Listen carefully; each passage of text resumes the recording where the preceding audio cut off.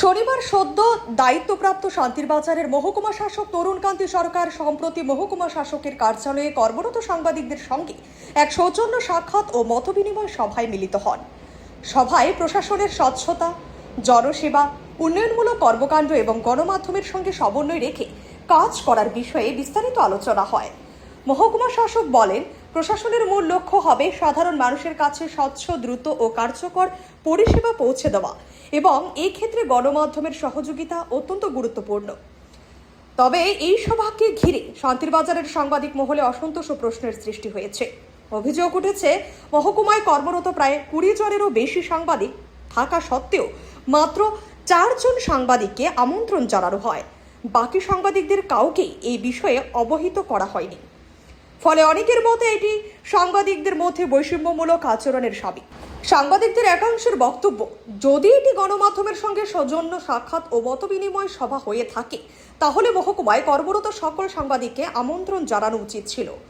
শুধুমাত্র নির্দিষ্ট কয়েকজনকে নিয়ে বৈঠক করার ফলে নিরপেক্ষতা ও সমান সুযোগের বিষয়টি প্রশ্নের মুখে পড়েছে। এদিকে অনেক সাংবাদিকদের দাবি, প্রশাসনের সঙ্গে গণমাধ্যমের সম্পর্ক হওয়া উচিত স্বচ্ছ, নিরপেক্ষ ও অন্তর্ভুক্তিমূলক।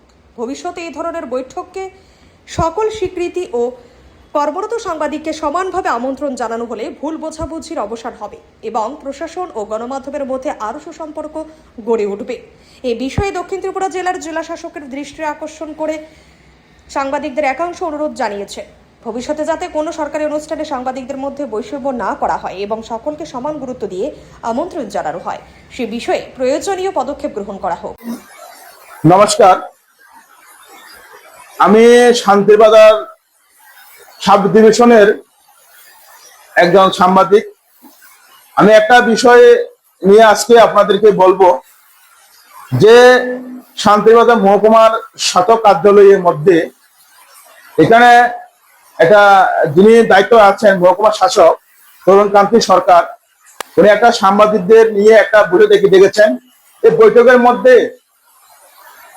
অনলি 4 জনকে নিয়ে বৈঠক করা হয়, কিন্তু আমাদের শান্তিরবাজার সাব ডিভিশনের প্রায় 20 জনের উপরে সাংবাদিক আছে। এই সাংবাদিককে না জানিয়ে ওরা 4 জনকে নিয়ে বৈঠক করা হয়। এই বৈঠকের মধ্যে আমরা কোনো খবর পেইনি, কোনো খবর আমরা তাদের কাছ থেকে কোনো কিছু জানিনি।